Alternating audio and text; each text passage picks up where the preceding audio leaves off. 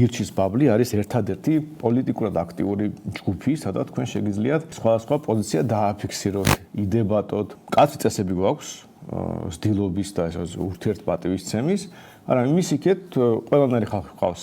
გარდა გირჩელებისა ბუნებრივად ნაცების, ქოცების, ჟურნალისტები ყავს, სხვა პარტიის წევრებიც ყავს.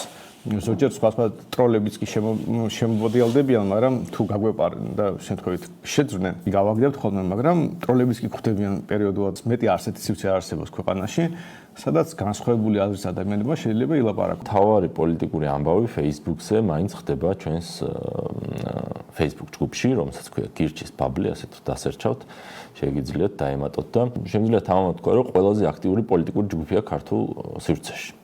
და სადაც ყველანაირი ჯურის ხალხია, თავარია ტროლი არ იყოთ, ბოტი არ იყოთ, არ იგინებოდეთ, არ ილანძღებოდეთ, არათემატურს არ პოსტავდეთ, აი მარტო პოლიტიკაზე აქცენტირებული ჯგუფია, სადაც ყველანაირ აზრს მოისმენთ მართლა. ვიღაცები შემოდიან ხოლმე და რა აქ მოხდი მე გირჩის ბაბლი მეგონა და რაღაც ან ნაცები აღმოჩნდით, ან ქოცები აღმოჩნდით, ან რაღაცებს წეხიან, ხო და ყველანაირი ხალხია იქ მართლა, ერთადერთი ადგილია, სადაც ლაპარაკი შეიძლება, ერთმანეთთან დებატები შეიძლება, აზრის გაცვლა შეიძლება, ასე რომ დაგვიმატეთ აუცილებლად. ბევრ საინტერესო რამეს ნახავთ, თუ რა საკვირველია ნამდვილი პროფილებით და ცდილობიანად მოხვართ თუნდაც სხვა პარტიის მხარდამჭერები. ისე ჩვენი მხარდამჭერების ჯგუფია, პრიორიტეტი აქვს ჩვენს მხარდამჭერებს.